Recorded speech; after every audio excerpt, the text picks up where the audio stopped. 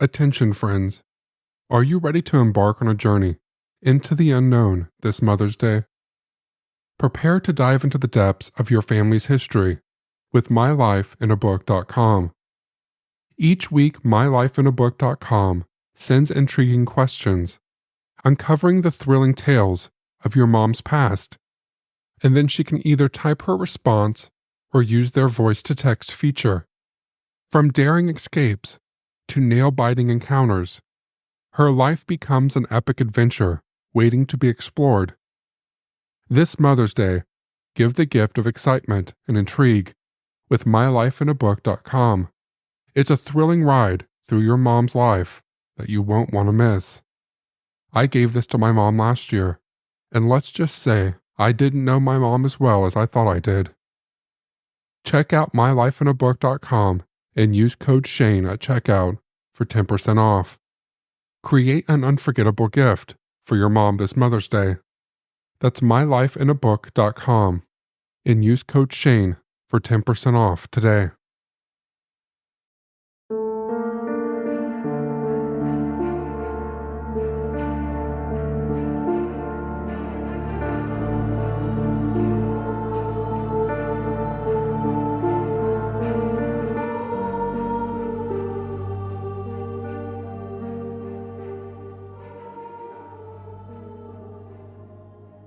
Hello, friend. Welcome back to Foul Play. The individual calling themselves the Zodiac seemingly reveled in the sinister game he was playing. For 3 years, he had taunted and mocked police for being unable to catch him. His letters, postcards, and ciphers were carefully designed to create more mystery. He liked to keep the authorities and the public on edge. He was an avid follower of the local news, acutely aware of what was written about him, how he was described and portrayed within the media. The narrative around his crimes was a storyline he wanted to control. The Zodiac liked to keep a sinister tally of his kills, a number he enjoyed displaying within his communications. By 1971, he was claiming a total of 14 murders. 14 lives he boasted about taking. The official numbers, however, did not match. The known murders of the Zodiac stood at 5. His admission of Riverside activity in the latest letter meant 18-year-old Sherry Jo Bates, killed in 1966, was now likely a 6th victim. 1 week after the acknowledgement of Riverside, a new type of cryptic puzzle began to make its way toward the San Francisco Chronicle, a communication left open to interpretation as to its meaning and its significance. On March the 22nd, 1971, Paul Avery received a further communication at the San Francisco Chronicle directly from the Zodiac. His surname was misspelled, but there was no doubt he was the intended recipient. At the top left corner was a circle with the word Zodiac written above it. Also on the front of the card were newspaper cut-out headers for the Times and the SF Examiner. After cab driver Paul Stein had been brutally murdered inside his cab in 1969, Inspectors David Toschi and Bill Armstrong of the San Francisco Homicide Department had been assigned to lead the hunt for the Zodiac. As they examined the new postcard, it was not lost on them that the card had been posted exactly 1 year to the day that pregnant Kathleen Johns had been abducted in Modesto, by whom she identified as the Zodiac. Her daring escape by jumping from the vehicle most likely saved her own life as well as her children's. The postcard featured a striking black and white artist rendition of a new condo development called Forest Pines. The development sat within Incline Village in Nevada and had been cut out of a magazine published just a week earlier, offering the under construction properties for sale. Glued on top of the image was a selection of words and phrases cut out of magazines and newspapers. Sierra Club sat at the top in line with a large tree in the foreground. At the bottom, Sought Victim 12 stood out in large text. In smaller text pasted upside down were the words, "Around in the snow." To the right, "Peek through the pines" had been pasted above the words, "Past Lake Tahoe areas." The now familiar Zodiac symbol sat at the bottom right-hand corner, drawn with thick, black pen. In the top corner, a single punched hole left a small circle missing from the image. The card bore the hallmarks of the Zodiac: the symbol in the corner, the writing on the front, and the intended recipients. Detectives now wondered if he was sending them a message that he had buried victim 12 under the snow. That if they passed Lake Tahoe and peeked through the pines, they would find what he had left for them. Investigators turned their attention to Lake Tahoe and any unsolved homicide or missing persons case. The only way to eliminate the nagging doubt they had about this latest postcard was to follow all leads. Lake Tahoe is an expansive lake that sits on the border between California and Nevada. With a backdrop of the Sierra Nevada mountains, it is a popular tourist spot.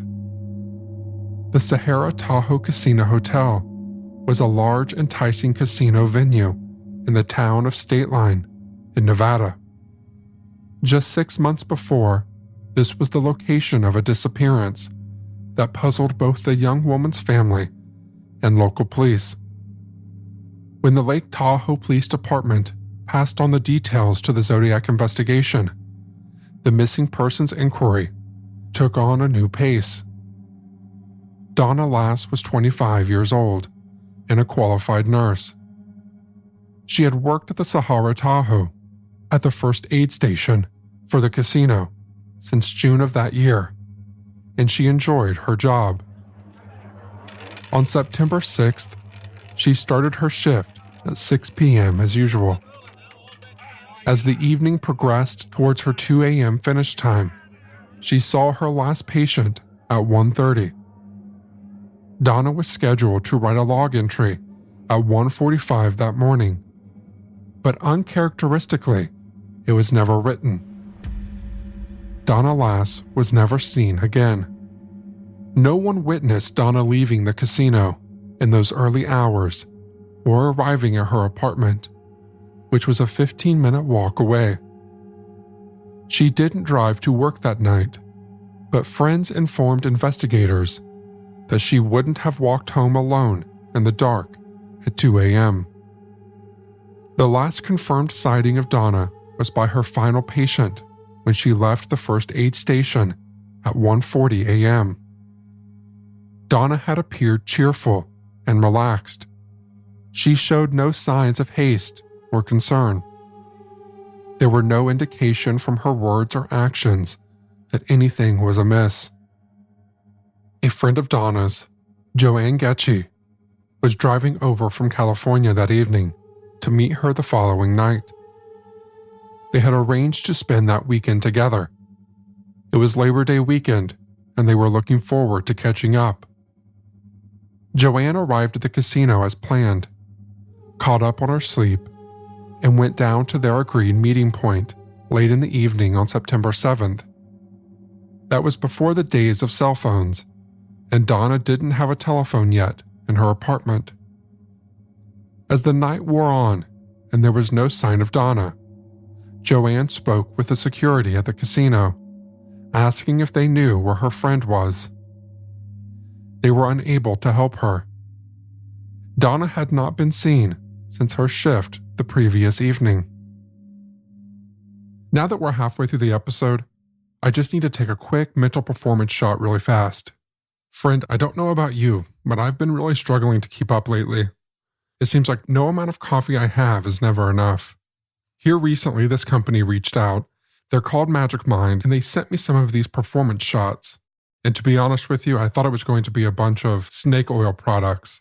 but I've been taking them every day for over a week now, and I have to say I feel really different. I stress less and I feel like I can do more. They're really convenient. I really love the size. They're only 2 ounces, so they're in a really small bottle. They fit really nicely in my pocket, and I really like the flavor. They taste like matcha, but they have a little sweetness to them. I really like to put mine in the fridge. I feel like that really adds to the flavor. I've been able to fit it into my daily routine really quickly. I do my morning coffee, and then I grab my Magic Mind, and then I start my writing, my researching, my investigation, and my recording, and I'm able to last throughout the entire day. If you'd like to try it with me, they have a limited offer you can use now that gets you up to 48% off your first subscription or 20% off one-time purchases with code FOULPLAY20 at checkout. You can claim it at magicmind.com/foulplay. Over those next few days, an unknown male made 2 curious phone calls that police have never been able to trace. There have been conflicting accounts of when these calls were received, but it can be said they were between September the 7th and September the 11th. One was to Donna's landlord, and the second was to her boss at the Sahara Tahoe. In both calls, the male voice gave the same message. He said there had been a family emergency for Donna Lass. A family member had fallen ill, and she would not be returning to work. These phone calls delayed a report of Donna's disappearance, no doubt exactly how they were intended to. Donna's family arrived at Lake Tahoe to search for Donna and make sure Lake Tahoe police were investigating her disappearance. Her apartment had been left untouched. No belongings were missing, and her car was still parked in the parking lot. The working police theory was that Donna had been abducted, either from the casino or her apartment. Each day that passed dwindled their hope that she was still alive. The Donna Lass case went cold very quickly. There were no leads after the mail caller and no clues as to what had happened to her. There was nothing in her life to suggest that she had planned to leave or wanted to leave of her own accord. Her family desperately wanted answers, but they did not come. The Zodiac postcard hinting at her case and potentially where she might be found caused waves amongst the community. It was now feared that the young nurse had been another one of this elusive killer's victims. Lake Tahoe Police Department considered searching the Incline Village area depicted on the Zodiac postcard. The snow, however, was too deep. Donna's family hired a private detective to try and find Donna, and they offered a $500 reward for any information that helped find her. Donna Lass was 5'4", with blonde hair and blue eyes. At the time she disappeared, her hair was cut short around her chin. Donna had told her last patient during their brief chat, while she was being treated, that she was looking forward to going skiing the following year. This matches statements from her friend Joanne, who said that Donna was saving for a trip to Europe the next year and was excited about it. A witness, upon seeing Donna's photo in the Sacramento Bee on September the 24th, claimed to have seen her on Labor Day, September the 7th, between 3 and 4 p.m, near a bottle shop on Pioneer Trail, accompanied by a blonde-haired man. Though the witness was confident it was Donna that she saw and spoke to, she couldn't confirm if it was definitely on Labor Day weekend. In the years since Donna's disappearance, a reward poster emerged bearing her photo and details, offering a $10,000 reward for information. Underneath was what appeared to be a 2-line cipher. It comprised of letters and symbols that were each individually underlined. Also on the poster was a small image of the Zodiac composite sketch made after the murder of Paul Stein in San Francisco in 1969. Where this poster came from and when it was produced have never been entirely clear. Some postings on a forum and blog website in 2007 suggest the poster was passed to Zodiac researchers after being made by Donna's family, desperate for information on her whereabouts. How or why the cipher appeared on the poster has never been uncovered or confirmed.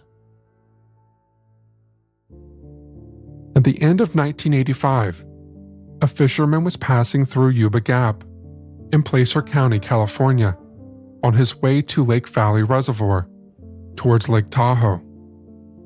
It is a remote area not frequently traveled. He discovered a jawbone and teeth, which he feared could be human remains.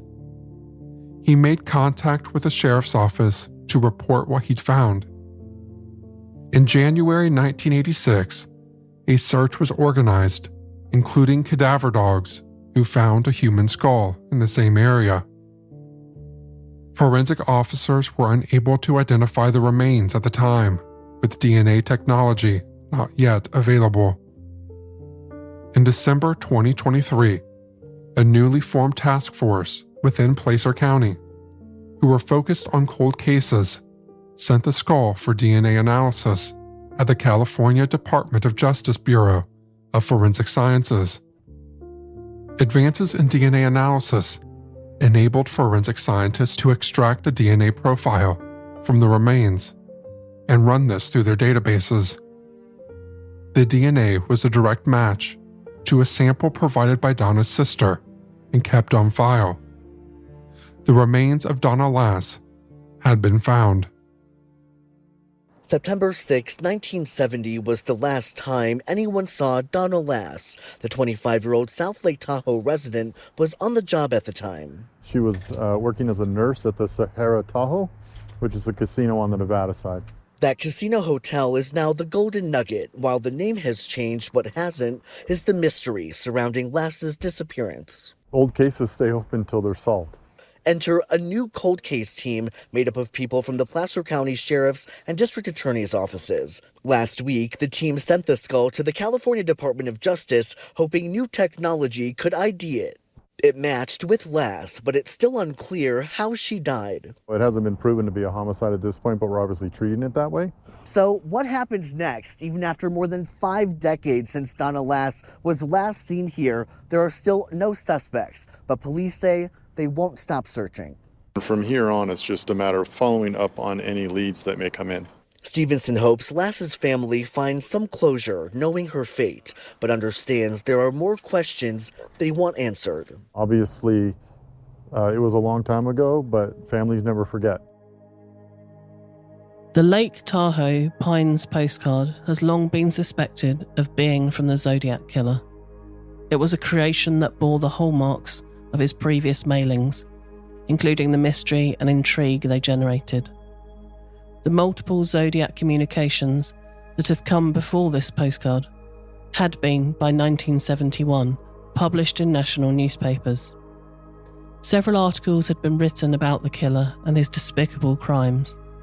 The possibility of a copycat creating this card cannot be entirely ruled out.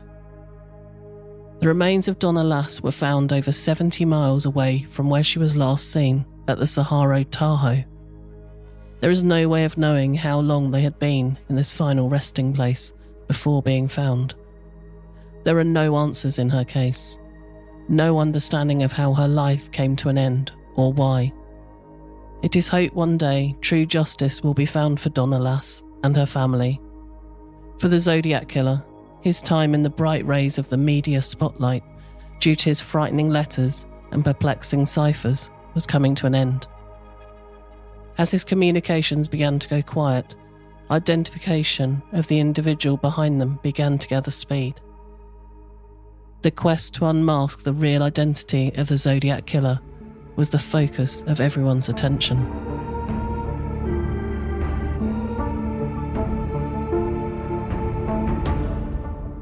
Hey friend, just a reminder, don't forget to check out Magic Mind, that mental performance shot.